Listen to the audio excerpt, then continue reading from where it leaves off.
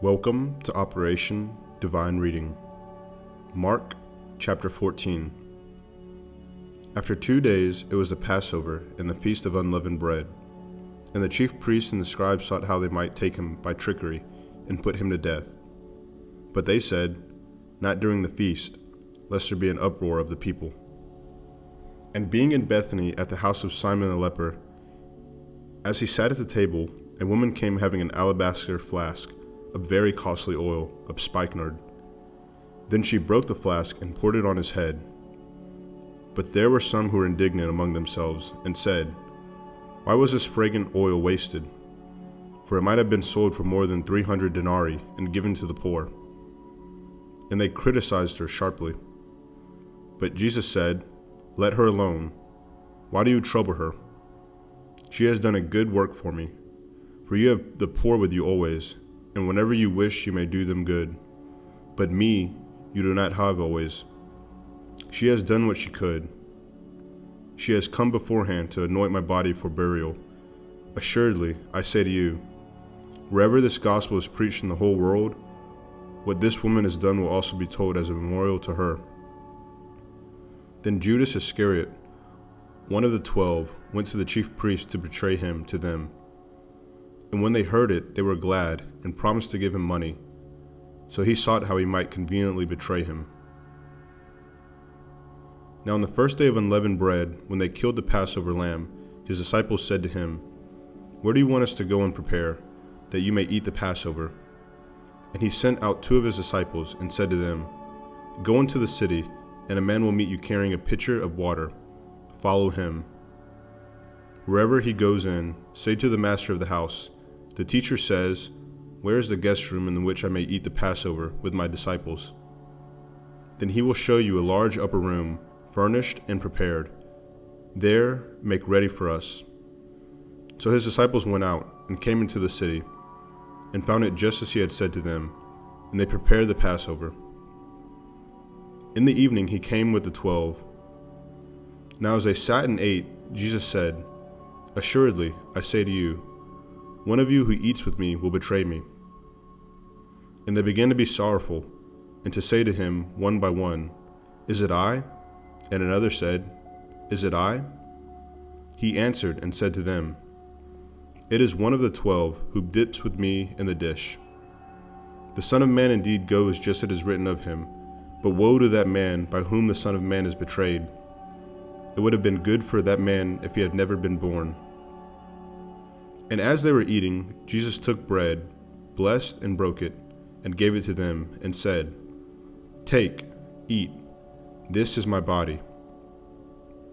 Then he took the cup, and when he had given thanks he gave it to them, and they all drank from it. And he said to them, "This is my blood of the new covenant, which is shed for many. Assuredly, I say to you, I will no longer drink of the fruit of the vine until that day when I drink it new in the kingdom of God." And when they had sung a hymn, they went out to the Mount of Olives. Then Jesus said to them, "All of you will be made to stumble because of me this night, for it is written, I will strike the shepherd, and the sheep will be scattered. But after I have been raised, I will go before you to Galilee." Peter said to him, "Even if all are made to stumble, yet I will not be." Jesus said to him, "Assuredly, I say to you that today, even this night, before the rooster crows twice, you will deny me 3 times.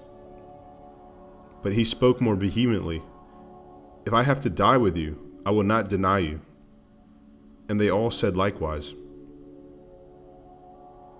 Then they came to a place which was named Gethsemane, and he said to his disciples, "Sit here while I pray." And he took Peter, James, and John with him, and he began to be troubled and deeply distressed.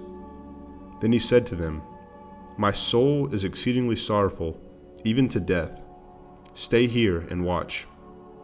He went a little farther, and fell on the ground, and prayed that if it were possible, the hour might pass from him.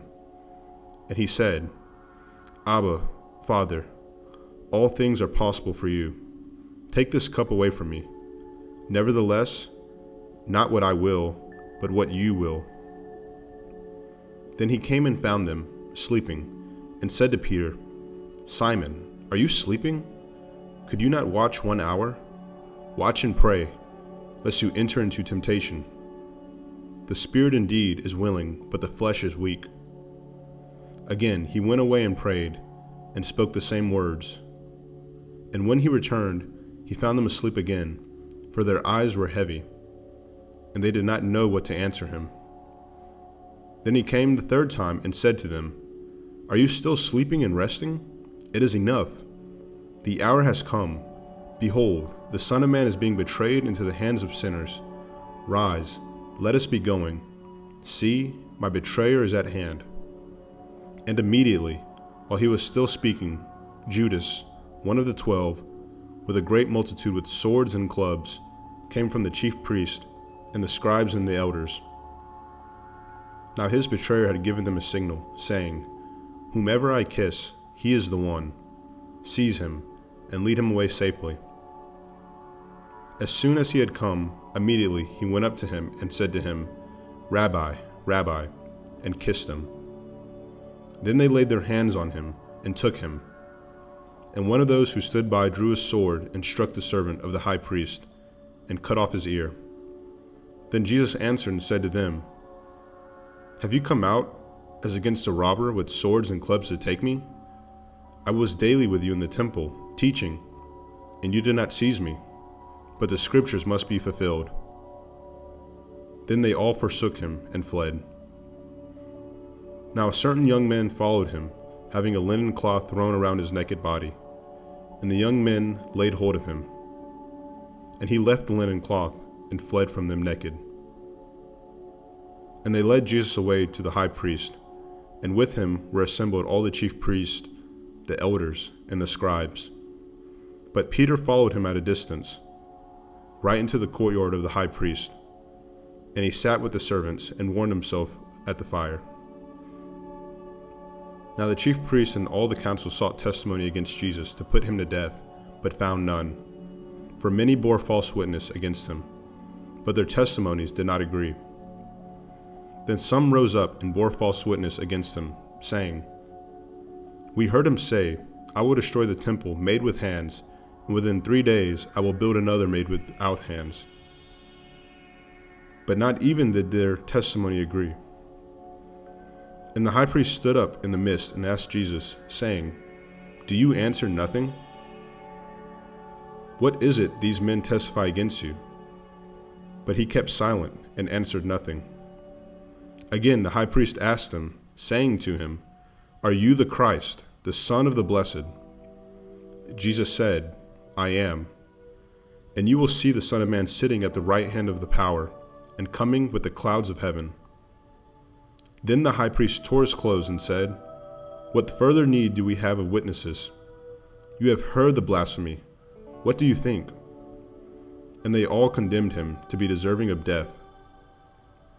Then some began to spit on him, and to blindfold him, and to beat him, and to say to him, 'Prophesy.' And the officers struck him with the palms of their hands. Now as Peter was below in the courtyard, one of the servant girls of the high priest came. And when she saw Peter warming himself, she looked at him and said, 'You also were with Jesus of Nazareth.' But he denied it, saying, 'I neither know nor understand what you are saying.'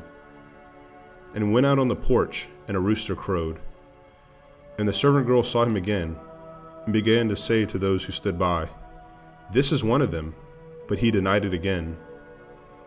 And a little later, those who stood by said to Peter again, 'Surely you are one of them, for you are a Galilean, and your speech shows it.' Then he began to curse and swear, 'I do not know this man of whom you speak.' A second time the rooster crowed. Then Peter called to mind the word that Jesus had said to him, 'Before the rooster crows twice, you will deny me 3 times.' And when he thought about it, he wept.